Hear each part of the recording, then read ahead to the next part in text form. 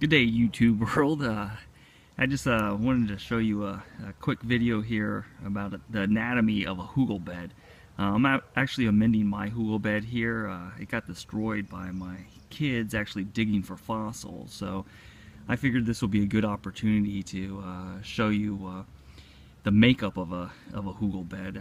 As you can see here, I just went around the yard and found some yard debris. Instead of just throwing it into the landfills, you could make good use of it in creating a Hugel bed. So the first thing you want to do is go ahead and get your largest pieces, and you could either dig a hole, dig a trench, put them down, or you could do like I'm doing here, just kind of send them down on the ground and we're going to build on top of it. So the first things that you want to do is just get your largest pieces here, and then we're going to go ahead and start putting some smaller pieces on top. So now you can see that on top of the larger logs, I went ahead and got some bigger branches, and I'm putting those on top of that. And then you'll notice that there are a lot of gaps in there. So what I'm going to do to deal with that is actually break down some smaller branches and twigs, and then even go over to my compost area and get some leaf debris that I have and just kind of tuck it in there, just trying to get rid of any gaps that I have.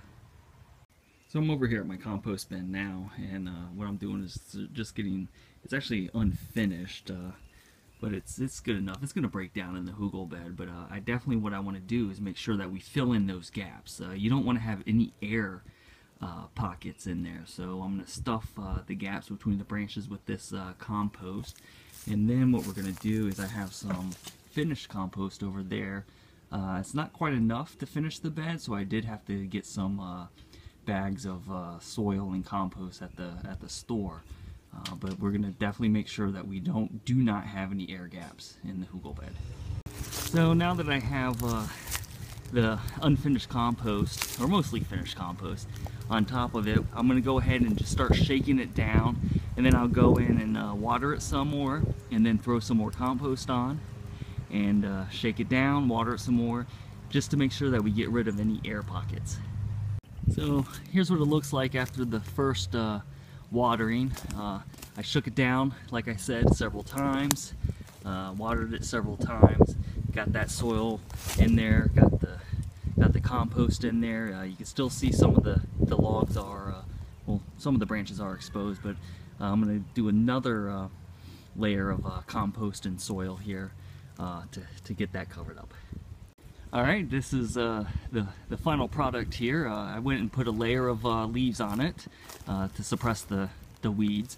I'm going to let this sit for about a week or two. Like I said multiple times in this video, I want to make sure that it settles and that there isn't any air gaps, because that's not going to be good for root development. But this is my Hugel bed. Actually, it's one phase. I got 3 more to do. But I'm going to go ahead and plant some watermelons and cantaloupe in this bed. And so this is just a great way to utilize yard waste. Instead of putting it outside to your curb, put it to use for you. Hope this was informative. Please like, share, and subscribe. Thank you.